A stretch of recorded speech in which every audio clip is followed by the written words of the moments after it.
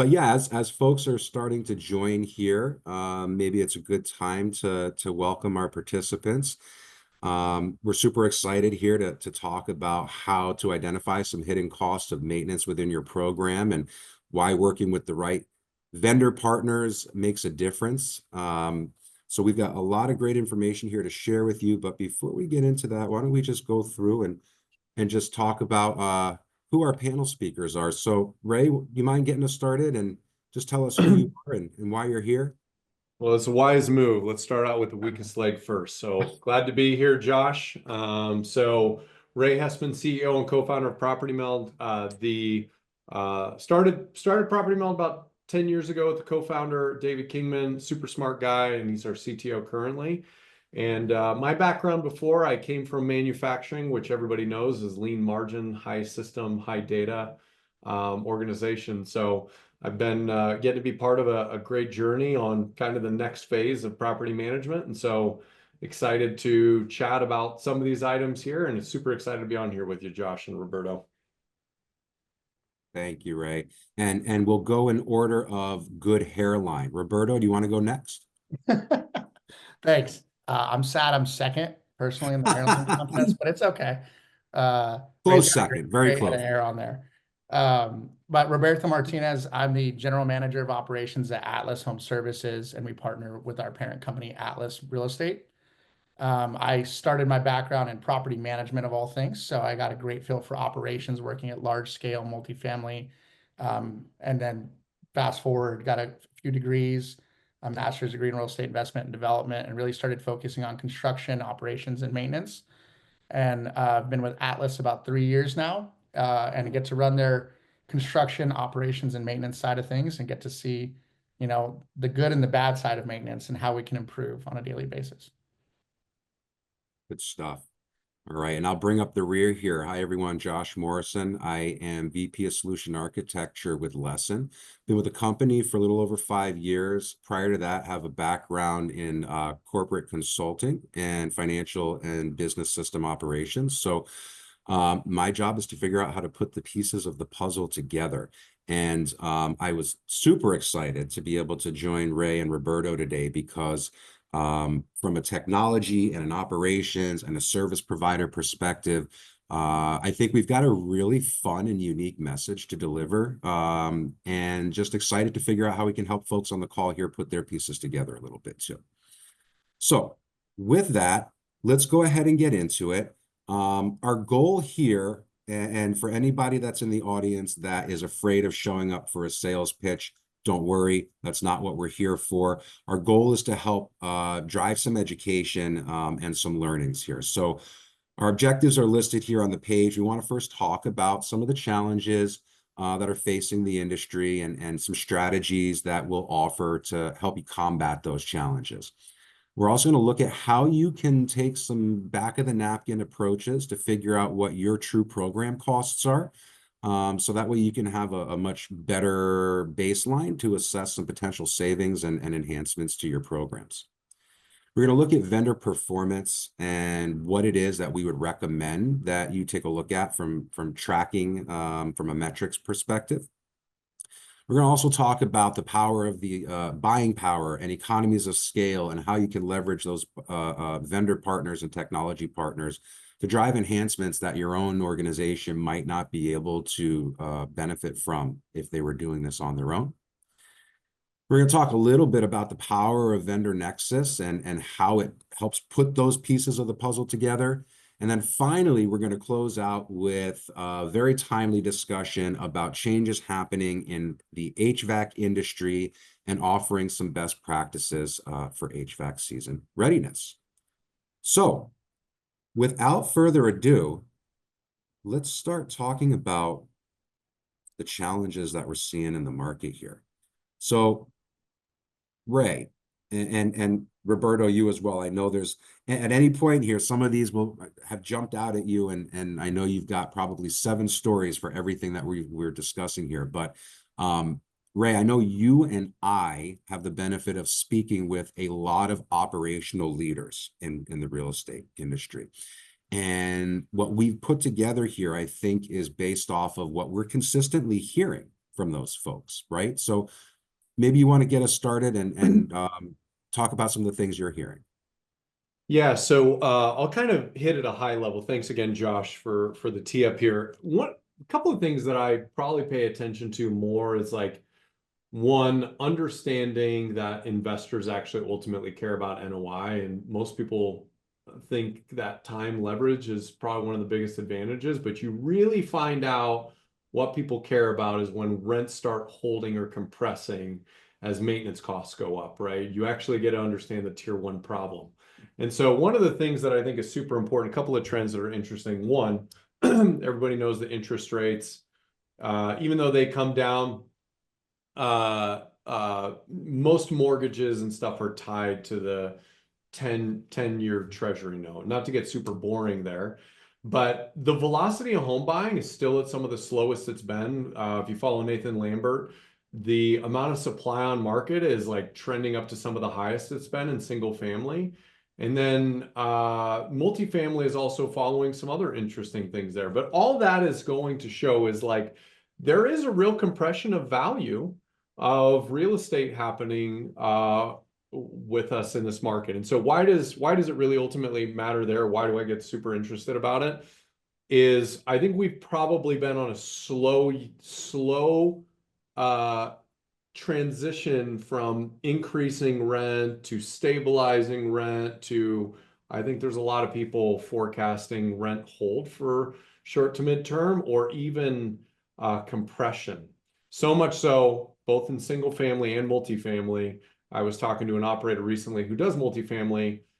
They're not underwriting, no matter what CapEx you put in, no matter what investment you make into the property. They're not allowed to underwrite any sort of rent increases. So I think the market is acknowledging the compression in the asset value, which is great if you're a first-time home buyer. It's great if you're a renter. It creates a lot of pressure for investors, though, for sure. So that's kind of my TLDR on just the value of real estate and rent. Yeah, great insights there. And obviously you've hit on a lot of things. You started talking about the impact of changes in multifamily. We're seeing it I mean, multifamily obviously tends to rely more on that in-house technician staff. They're single family as well, but we're really starting to see that labor pool and that turnover cost challenge, even on a daily basis, becoming more and more of a challenge here for our owners and operators. And the pricing in the markets, whether it's the availability of the homes and properties, whether it's the fluctuation in pricing, the various different factors that are driving cost and market rates here. We've all been paying attention to the markets, I'm sure, very closely here over the last week. There is a lot that's in flux. And at the end of the day, it really comes down to predictability and control to be able to manage some of these complexities. Roberto, is anything in here jumping out to you that's really been keeping you up at night? Yeah, I mean, on a day-to-day basis, we talk about the increased cost of labor and materials. I feel like COVID was almost like a fast forward device for making this really be visible to a lot of owners and a lot of people not seeing that beforehand. It was gradual and it was something we felt on a long-term basis, but that acceleration, that pattern, and the visibility to it is now prevalent. It's something that people see in their operational costs now, and they're really noticing, and they're starting to, like Ray said, feel the burn of it in a lot of aspects, right? So it's not just the challenges of the market; it's the challenges of, you know, getting consistent execution of maintenance and operations, and those things. To do that, if you don't have the right foundation, are costing more and more. And that's something that, you know, we're challenged on in the industry on a day-to-day basis. And even for somebody smaller that's starting up maybe a few units, it's even more of a factor than it used to be. Yeah, spot on. I even wonder, Roberto, just from your perspective too, is it felt like in 2021 everybody was totally okay with the cost because rent was well past accelerating, at least the expansion of that, right? So it was kind of like we probably knew it, but but the inflation of rent was kind of taking care of it, and it felt like people knew that then. It's just now it matters, it seems like, and I'm curious on your perspective on that. Is it just the rent that's really creating the spotlight on it? Or It's a combination. I think rent is definitely one of those things where nobody blows the alarm when everyone's making money. They blow the alarm when things aren't going well and the market's down, right? Well, when the market's down and you're not making as much money because rents aren't going crazy, you start to notice, like I said, and then you really start to notice when you realize how hard it is to find the labor and to find the right people. And so now it's gone from the bottom of the barrel issue that was kind of a back burner for most of us to probably the number one operational cost that we're facing today. I mean, the fact of the matter is folks are quick to move jobs to find an extra 50 cents an hour. The time it costs to find somebody that's highly skilled, let alone onboard them, is increasing. And the cost of that new resource will be more than the cost of the resource you just left because they want to make more money than their last job too.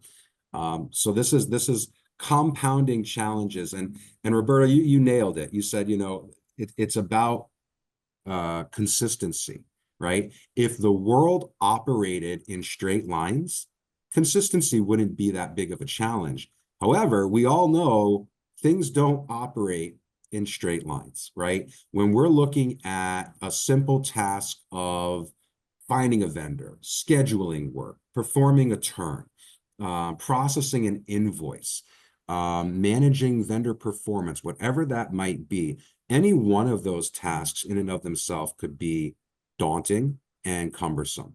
You stack that across all of the work that somebody has to do to manage their portfolio, across all of the vendors that they have to deal with, and all of the technology that they have to touch or lack of. It starts looking like this bowl of spaghetti here. And, the guy here in the middle, it looks a little bit more like you, Roberto, before the stress. And then afterwards, he looks a little bit like me when he realizes it's not as simple as he thinks. So at the end of the day, I mean, we're having a little fun here, but in truth, when we're thinking about all of the challenges that we just laid out that are going on in the market, layer that on top of the complexity that it takes to just perform a simple task.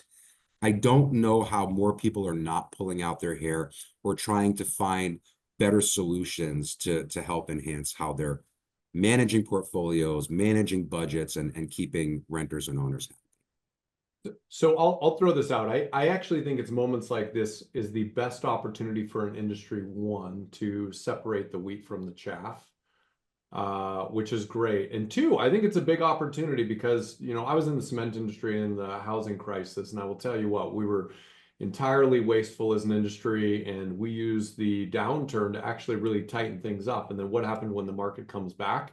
You're ripping and roaring like crazy, which is super important. So I think your point of everybody focusing inward and really, if we were to talk about the spaghetti bowl, by the way, it's really funny. This is the original business plan of Property Meld, 2014, original alligator cliff. This was what we mapped out the spaghetti was on the maintenance process. And so I was like, this looks familiar. But the thing that I think is super important about this is everybody cares about this now, because if your income is stagnant and costs are going up, there's really only two impacts of costs. It's all about the cost to deliver service, or at least that's the biggest one, which is internal technicians or vendors. And so everybody's sitting there going, all right, like if I'm trying to alter renewal rates while keeping costs down, while doing this, now they've got to go get in the spaghetti mess, as you call it, which I like the terminology there. But it's all about tweaking the cost to deliver service. Of course, preventative, all these other things are really good, but that's where a lot of that vendor management thing, I think what you're talking about, Josh, and then they go in and look at this and it can be a mess. That's right. And one of the first, golden nuggets I'll offer here is anytime, think back to when math class in high school, even anytime you're approached with a large, complex challenge, the best way to approach it is by breaking it down into smaller pieces and solving for those pieces. And that's part of what we'll get into here in a little bit in terms of a good strategy to address some of the complexity. All right. Before we get into a little bit more of the discussion, Ray, can you and I have been working together here to really help figure out how to solve problems that have continued to challenge folks like Roberto and others in his seat.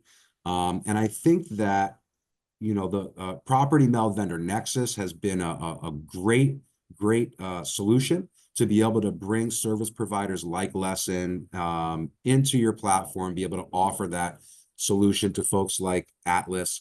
But again, just so folks have an understanding, Property Meld and Lessen have recently joined forces here.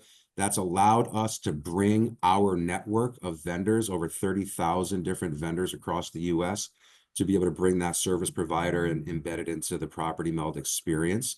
So again, we are only establishing this so that you understand why the three of us are on this call together, how we work together. So Lessen is a vendor Nexus partner within Property Meld. And the only other point that I'll say for those who don't know Lessen, and I'll do this very quickly just so you know who we are. We have been around for a while. We do a large volume of work across the commercial, residential spaces, single multifamily, build to rent, etc. We put a tremendous volume of work through our platform and leverage automation and AI to make sure that we're getting the right vendors to do the work at the right time. And of course, we're managing that quality and performance as well. So this will be shared out. I don't want to read through numbers charts. This is shared just so folks in the audience have an understanding of who we are and what we do.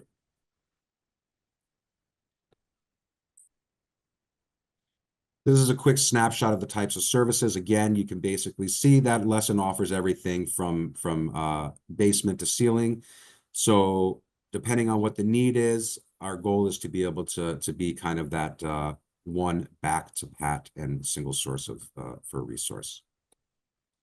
We are networked nationally. So again, if we're in an area that we have coverage and can support you, our goal is to be able to bring as much value to our owners and property managers as possible.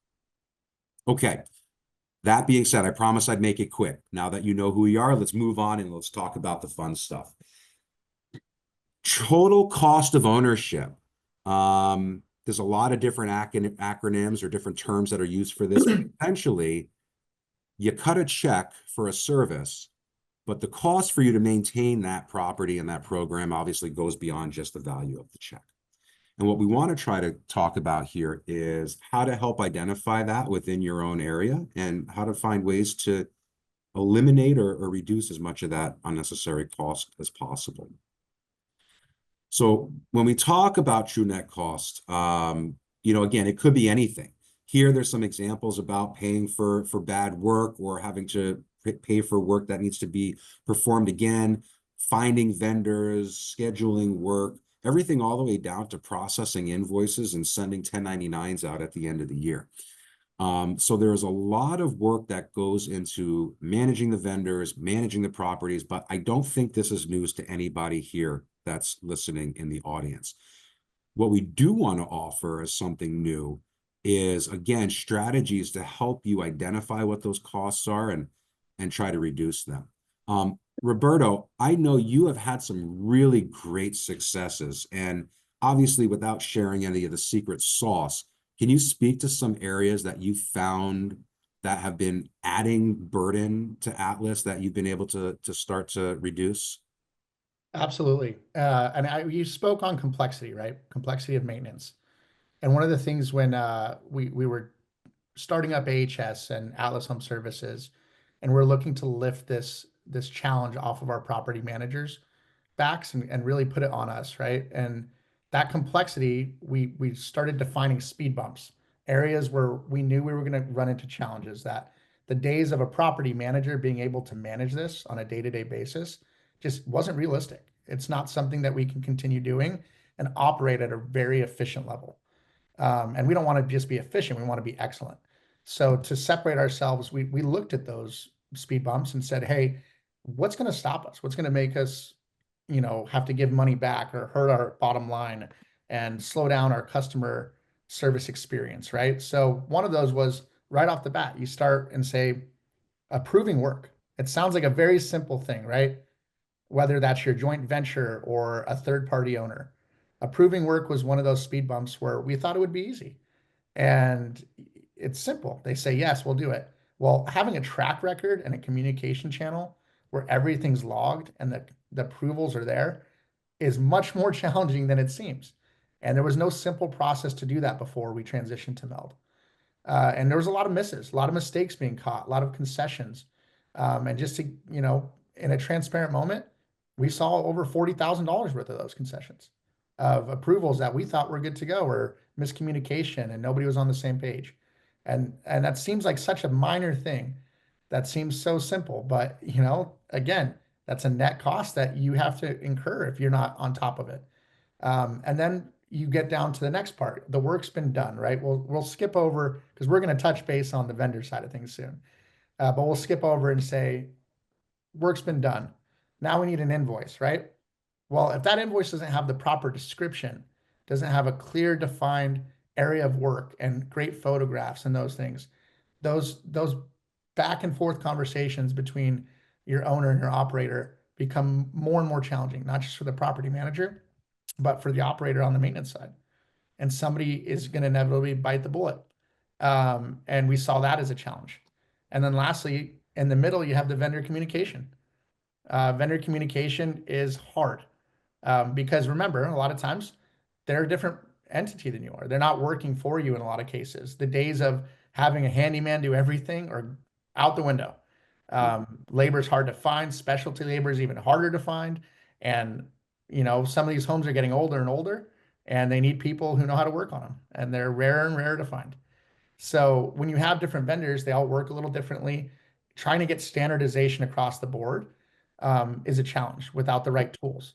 So those three things were immediate impacts for us when we started the business, and we had to find solutions and partner with the right people to find those solutions.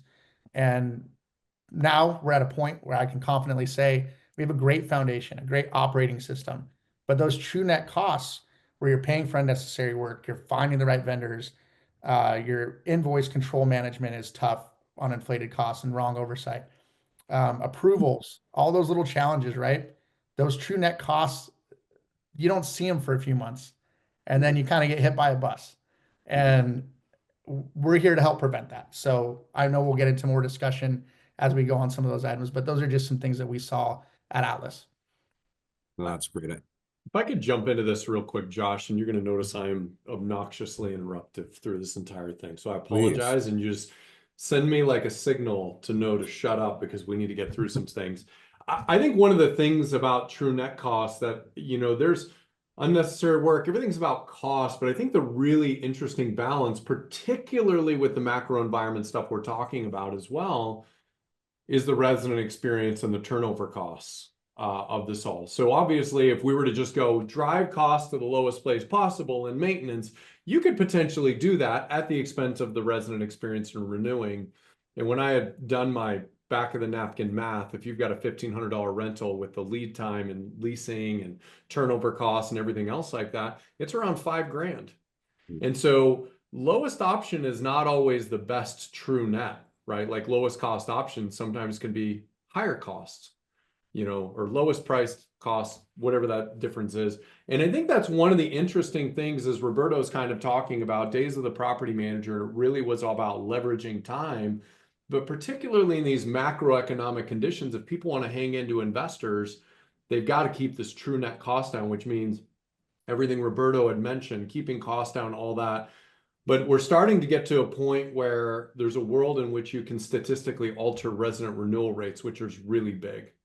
And being able to really drive down that cost, because we all know in our gut, do not just send the cheapest vendor, right? We all quit home warranties a long time ago for the very specific reason that it sucks and it makes a resident want to leave. And so I think that being inclusive in here, just for other people to know when they're looking at their vendor network and everything, that is also a big thing as part of that decision point. I think Atlas has done a great job with their Atlas Home Services. I was privy to some of the internal dialogue of their investments in maintenance has made a very, very positive impact in the renewal rates that Atlas is doing.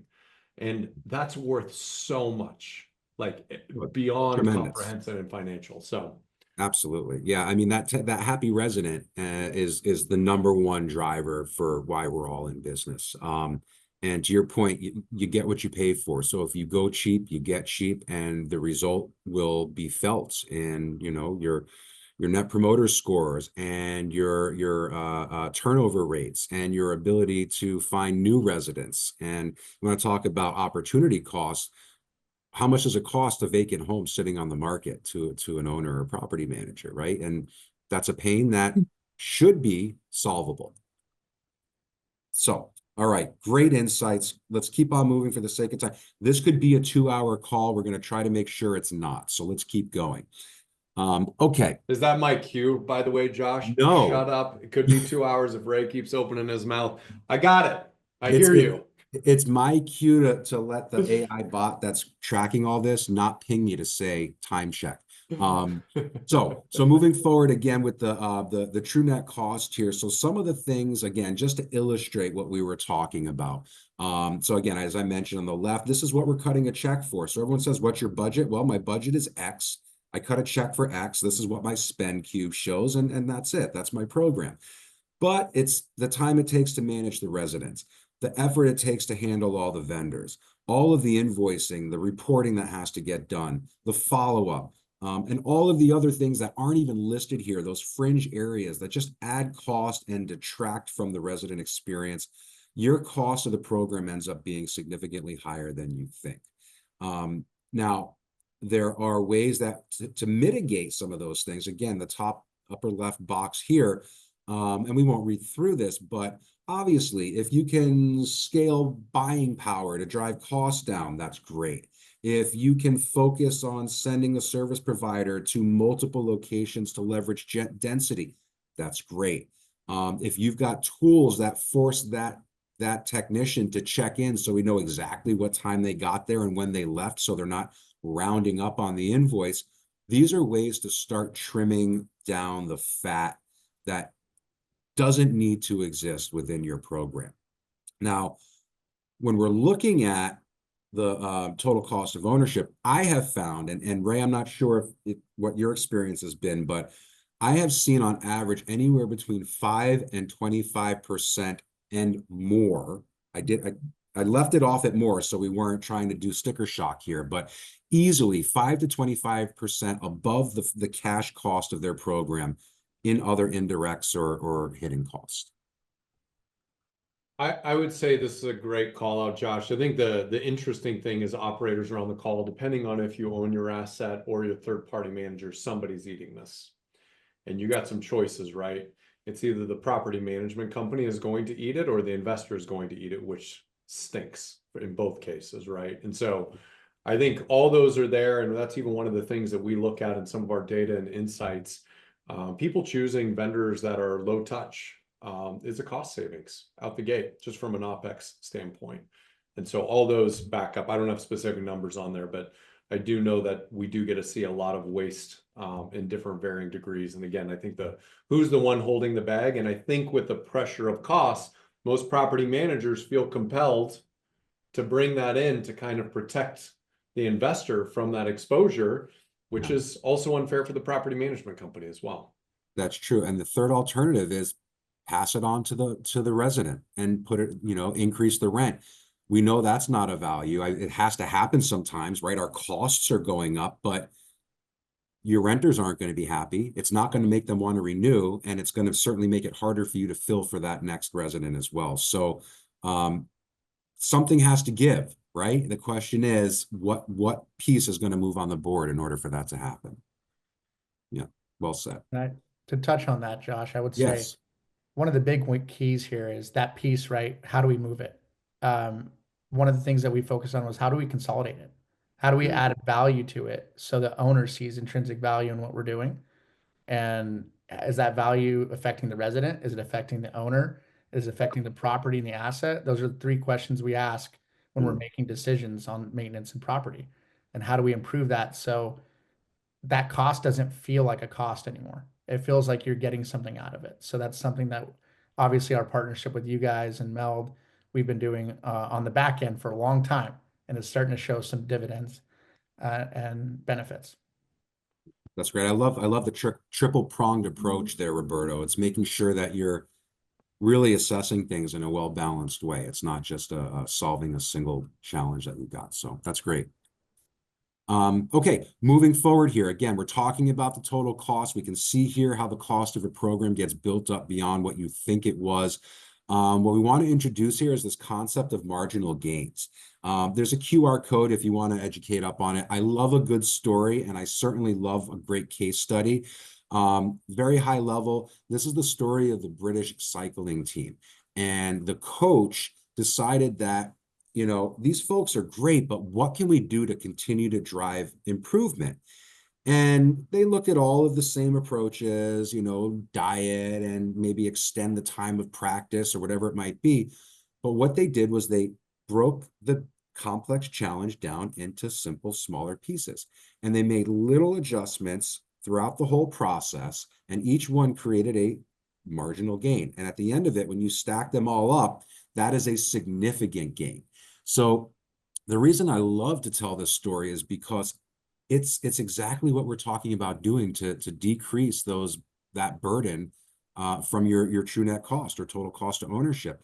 Get rid of those unnecessary detractors that are drawing value out of your program, out of your owners, and out of your investors.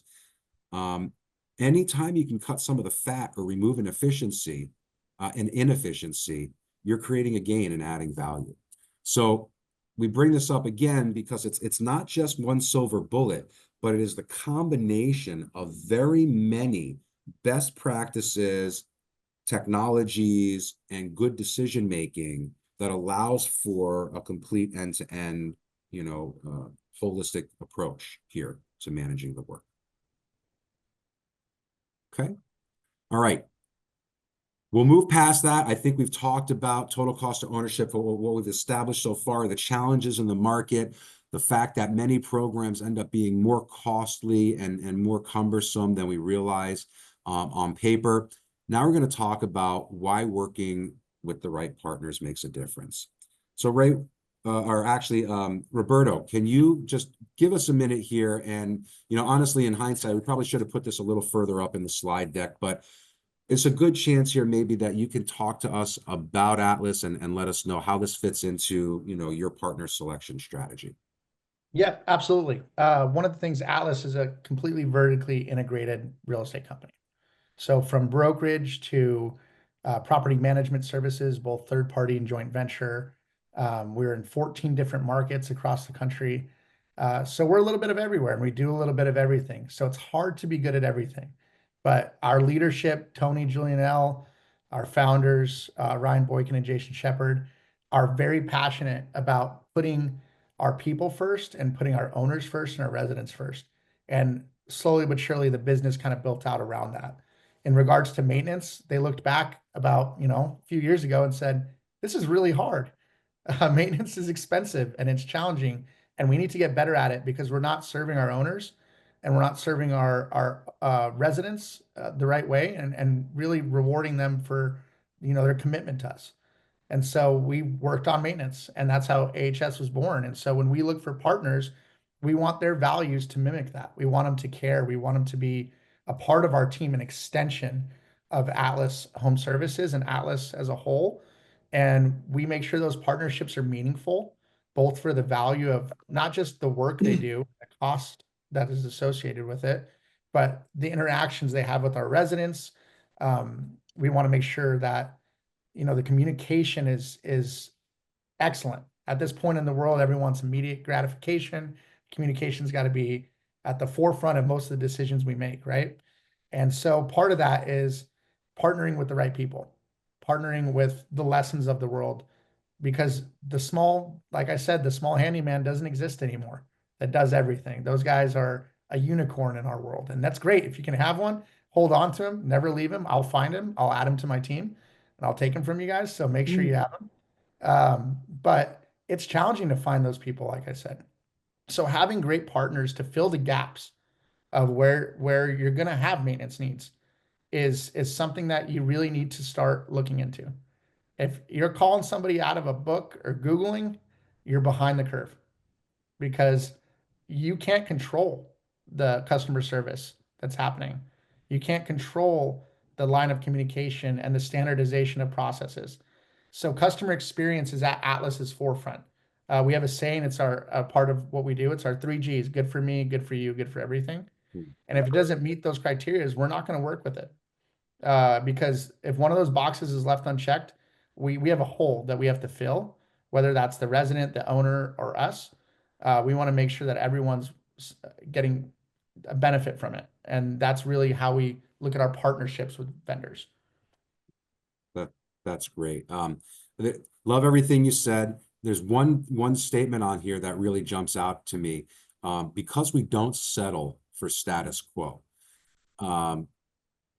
It's the old adage, if you always do what you've always done, you'll always get what you've always had.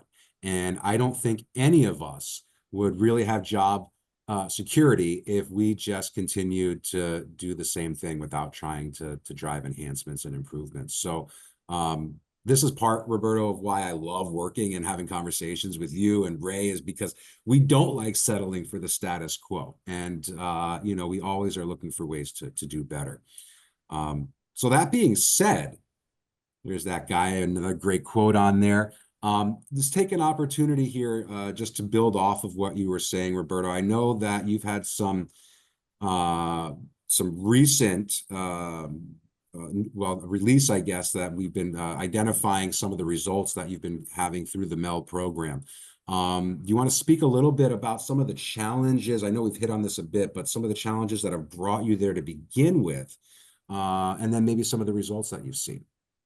Yep. I mean, as you grow, as you scale, right? Any company, you're going to come into just a challenge in tech stack and a challenge in all the different communication channels and how things work between business lines internally. And even if you're small, this is something that affects you from a resident to manager perspective. And that dynamic can get more complex as you add more units and as you add new renters and new property managers and people are in and out. And so when Atlas was working on our maintenance company in AHS, we looked at those speed bumps that I talked about earlier, right? They sounded simple, like we could solve them very easily and quickly. But there was a disconnect internally between our property management team, our resident, our owner, and our construction team and our maintenance team. And you know, it looked like that web of just randomness that you were like, how are things getting done? They were getting done somehow, but they were never standardized. They were never streamlined, those processes. And so we set out to streamline those processes and to make them not average and quo. We wanted to be excellent. And so one of the things we did was we had a major move. We moved to Property Meld because we said we have to have better communication. As simple as that.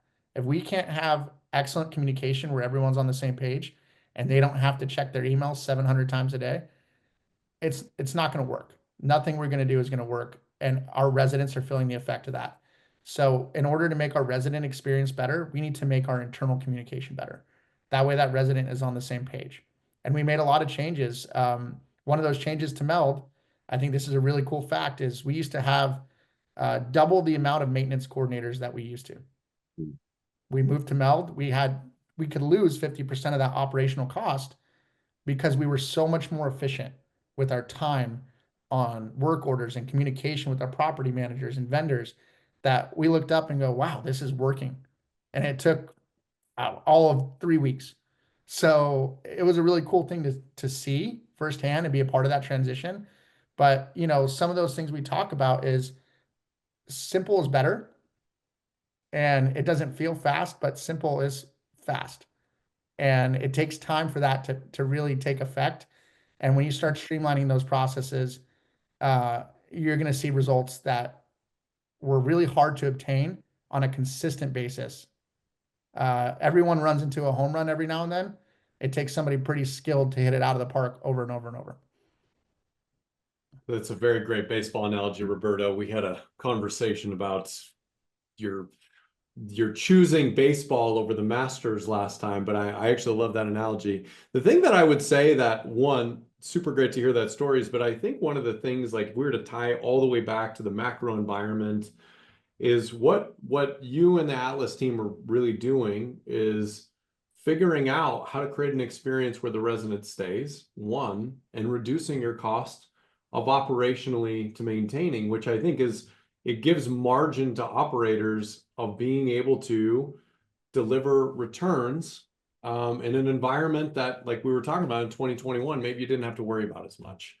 But I think that's what's really awesome about everything you shared there, by the way. And I know everybody wants to do better experience, and because we want to out of the goodness of our hearts and why we do things, but changing renewal rates is such a big deal right now and delivering a better experience. And we're getting ready to release a report on how closely maintenance actually impacts renewal rates is insane. So everything that you're talking about and you've accomplished, Roberto, at your organization, like investors, the closer we can get investors to go, oh my goodness, this is what it means to have better NOI. It actually doesn't mean driving the maintenance cost always to the lowest, but actually a balance between low cost while trying to deliver a great enough experience that that resident renews.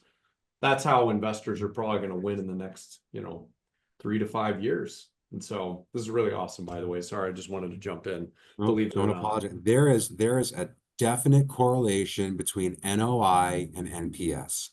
And as the sooner folks realize that, the better off we're going to be in terms of making those tenant residents happy and increasing the, your reputation and value to the market. So well said. All right.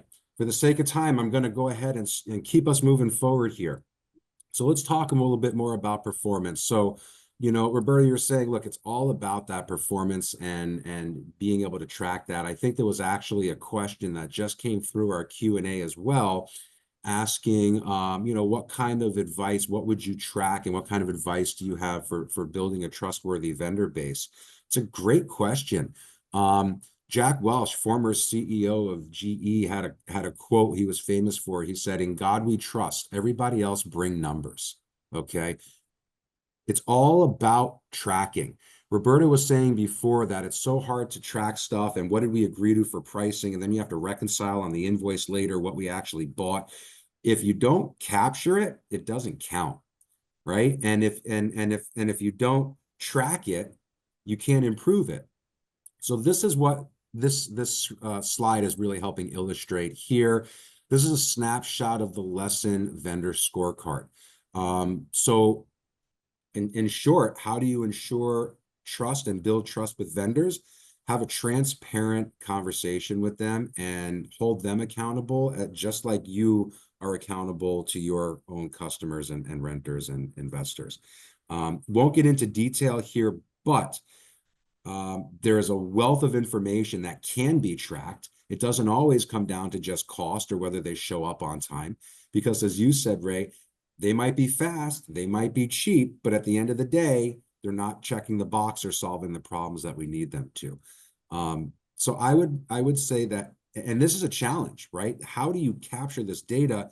This is a big part of the engine that we offer to the market here, to be able to have that transparent performance, so you can have faith in your vendor partners. Right.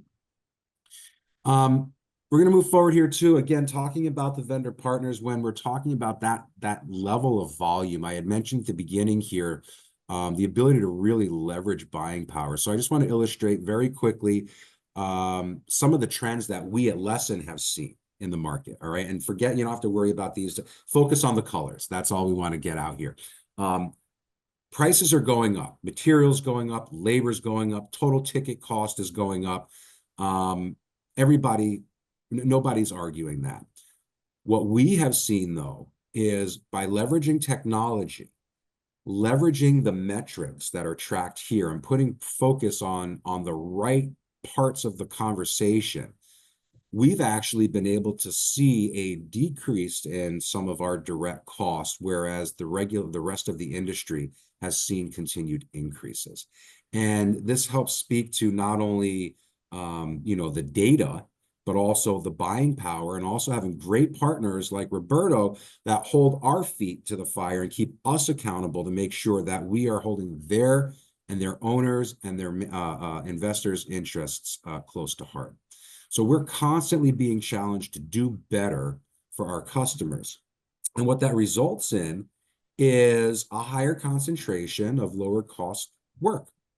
And it's not that it's a lower quality work, it's that through the controls, you can actually achieve the same or similar results, but by working through folks who are vetted, trusted, and have proven the value and the performance. So again, the end of the day here, the purpose that we want this to be able to illustrate is that total cost of ownership that we were looking at earlier, where your costs are increasingly going up. We're now able to start chipping away at this, and we're being able to leverage those marginal gains to pull pieces of cost out of the program and really start to bring that more in line with what your true cost of ownership is. Hey, Josh, do you mind if I jump into the question from Caitlin? Please. So Caitlin asked a great question, gave kind of the specs of the organization, and really talked about internal, vends out a lot of different things. And so the question is, what advice do you have for building a trustworthy vendor base?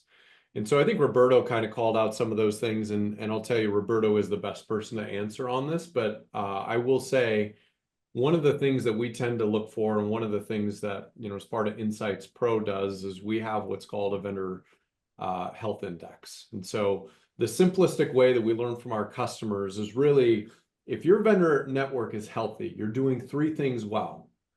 They are delivering timely repairs, the residents are happy, and their costs are in market. And so obviously, as everyone knows, the 3 points of the value triangle, you can potentially get more out of all those, but sometimes you're choosing some or the other. But those are the three things that we've always felt. If you could go to an investor and go, I'm monitoring this to keep your costs down while keeping the renewals up, is basically the game. So those are the things of looking at the measurement of that vendor pool, Caitlin. And I think that way, if it's not meeting it, which of those vendors that are maybe giving you some challenges there, and maybe looking vendor Nexus, or out there searching for a vendor partner like Lessen to augment some of those ones that maybe aren't meeting the criteria, to bring that overall index up. And that's a So great. I don't know if you've got anything to add to that, Roberto. Absolutely. I mean, that's a great point where you said earlier about just figuring out where the health is. Where are you successful first?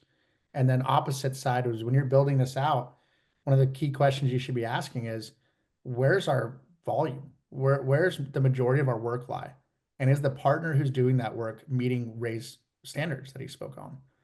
And if it's not meeting the standards in all three aspects, then we need to figure out, where do we need, is it an operation efficiency? Is it somebody that needs to be managing that vendor internally for us? Is it somebody for them? What does that look like? So when we're building it out, I always say, I could speak on this for an hour and we could keep going down the maintenance train, but an internal tech has its own challenges. They're great. They're absolutely fantastic. They're going to lower your cost, but somebody's got to manage that person. Somebody's got to make sure that they're doing their job and their utilization rate's high. And the same goes with your vendors. Vendor oversight is something that we think can be done by a property manager. And we thought wrong when we started our business.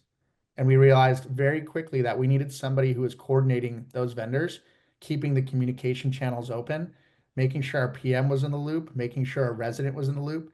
That level of touch point and customer service is so much higher on the vendor side of things than it is even on the property management side. Maintenance is now your number one touch point with your resident. And that customer experience has to be fantastic. It takes one bad work order for a resident to go, I don't know if I want to stay here. And your PM hasn't talked to them in 6 months. So if those experiences are poor, we look at ourselves and say, how can we make it better? Is that with a maintenance coordinator? Is that with better vendor partnerships? So those are the questions that I think you should be asking, and looking with your owner is, how can we make that better? And what investment do we need to make that's really going to push the needle? Is it really a tech, or is it really making sure that our vendors are on the same page and up to our standards, and they're working with the right person who's overseeing that execution? And that one bad resident review that you mentioned, it's way more impactful now than it used to ever be. anyone can go out, put a Google review on there. Everybody in the world now is looking at that latest review thinking, this is how, Atlas is doing business. And boy, if that's how they're operating, I sure don't want to go there. So those exceptions do matter, right? And it's very important for us to make sure that those residents stay satisfied around maintenance. Okay, that being said, Ray, let's talk a little bit about the role of technology and maintenance around vendor selection. If you could just tell us a little bit about why you brought Nexus to market. So if we think about property maintenance operations, you got to do a lot of things really well. You got to intake and triage efficiently, and you get the right information, get it to the right person. You got to manage vendor efficiency really well. You got to manage technician efficiency really well. You got to do turnovers really well, rehabs. And there's a lot of supporting functions of that. Roberto called it out, communication. There's foundational stuff around there. But if you think about jobs to be done, and I could go on, is there. But a big one for a lot of property management companies is vendor efficiency. And I think everything that we're talking about, are you delivering it fast? Do the residents like it at a market cost? And so a lot of the times, because we're so constrained in resources, property managers, how do we go out? Do we have enough resources to go out? And so how do we make this easy? So we ended up standing up what's called Nexus, and Vendor Nexus is part of it, where property managers can go look in Property Meld and go look and say, I need another one based on my data. I need to maybe start exploring expanding something in plumbing or something like that. And so they can go to Vendor Nexus, find people like Lessen and others that could go and help and augment, kind of like as Roberto was talking about, those weak spots in there. And we know by reducing that workload, it would be a lot easier for property managers to make vendor efficiency a lot easier, a lot faster. So that's why we started it. Excellent. Appreciate that. And now, again, moving on forward here. So again, that kind of wraps up, underscores our conversation around how do you evaluate the true cost that's attributable to your program? How do you partner with the right vendors and track the right metrics to help alleviate some of those costs, drive quality, make your residents happy, and address some of those challenges that we talked about here at the beginning of the conversation? Now, with 5 minutes left, let's get into some of the fun stuff around updates with HVAC. So we are going to get in here, and again, I'm assuming most folks on the call here have a pretty good understanding. I know, Roberto, when we were talking about this, you're like, yeah, I teach classes in this. So again, there's probably not a lot of new info here, but we want to make sure everybody is up to speed with not only what changes have come, but what's still coming down the pipe. So first of all, when we're talking about getting ready for HVAC season, there's a few things that we'd recommend as a best practice. First of all, start with an inventory. If you don't know what units you have, the age, the make, the model, it's really hard to help make sure that those units will realize their full lifespan. And there's also a very good likelihood that you're going to have increased reactive maintenance costs to maintain those, which is why it's a great practice to think about doing some preventative work, filter changes, coil cleaning, spring and fall, just to make sure that those systems are operating effectively. They're keeping the air healthy and minimizing any downtime or outages. We do know in particular, older units generate poor resident experience and a higher operating cost. So if you're going to do an inventory and thinking about a preventative approach, it seems to make sense to start with some of those older units. And with the regulation changes that are in flux right now or in progress right now, now is a great time to start thinking about incorporating replacements into the strategy, especially around some of those older units. We know tariffs are coming in. We know that anything that's imported is going to have an even higher cost behind it. Through our Lessen marketplace, we're actually able to offer home-built, domestic-built products at a great discount, avoid the tariff costs. But again, there's a QR code if anyone's interested in finding out more about that. But when we talk about why you want to look at your HVAC, there's a significant savings and value to be realized in terms of whether you're driving the cost of the utility consumption down, reducing, again, the break fix and the downtime for those units. Anytime there's a downtime, if you're renting to somebody in Florida, Texas, Carolinas, their AC goes down and it stays down, you're going to have some very upset residents, and that's going to trickle through to everything else in their experience. So something as simple as clean, comfortable air, it really, really goes a long way when we're talking about how something simple like an HVAC unit can affect your resident experience. I won't read through all of this. We will share this content out, but for those who are not tracking the EPA changes, as of January this year, the first rule has gone out around greenhouse reporting, the ability to reduce the greenhouse footprint. So as of this year, there are going to be, they're starting to drive down the old R410A. We're looking at R32, 454Bs. These are things that have a smaller footprint for the environment. Come January of next year, there are additional regulations coming around out around the heat pumps and the refrigerant. And then, of course, in 2018, that's the sell-through period. So you essentially have a few years to build up your strategy of how we're phasing out and away from these old refrigerant rules, and of course the units that operate using that technology. So Roberto, I mean, there's a lot in here. Is there anything that you would add to this based off of what you've been feeling from the new regulations? Yeah, new regulations and current, right? New regulations is all about planning, forecasting with your owners, forecasting with your joint venture, understanding what your budget looks like, when these HVACs need to be replaced. It's a CapEx expense. It's something that you don't want to do last minute. Please get ahead of the game. Just like you said, start with an inventory, update it, understand the age, understand when these changes take place. Because once they take place, the cost to repair them, the cost for the downtime, the transition, just from an operational standpoint, is immense. And then you factor in the real cost, like we talked about, from a macro environment of losing a resident potentially, putting them in a hotel, all those other things, right? And you've really been kicked twice over something that you could have been kicked once for. So let's not lose both ways. Part of doing that is taking care of your units. I live in Phoenix, Arizona. We never turn our ACs off.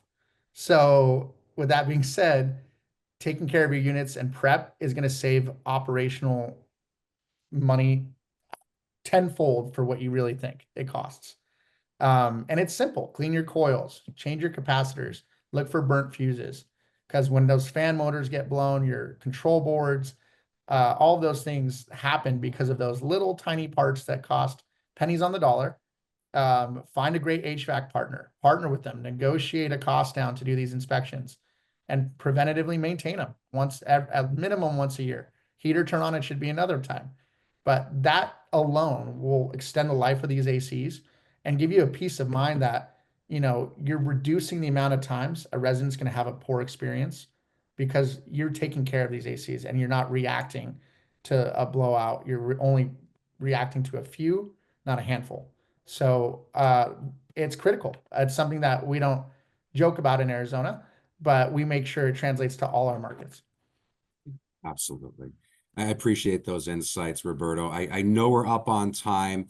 There's a little bit of information here about efficiencies and offerings around our Lessen marketplace with the discounts that are offered through our partner at Dakin and Goodman. Significant, deep discounts. So I do recommend, forgive the one little commercial, but I do recommend taking a look if you're interested in that area. That being said, we are out of time. To briefly recap, this is what we learned today. We hope that you all took away some benefit and some value from the conversation. I always love talking with you, Ray, Roberto. We could do this for hours more. Maybe the next session is a fireside chat. I don't know, but this has been great. I really appreciate everybody taking the time and spending their afternoon here with us.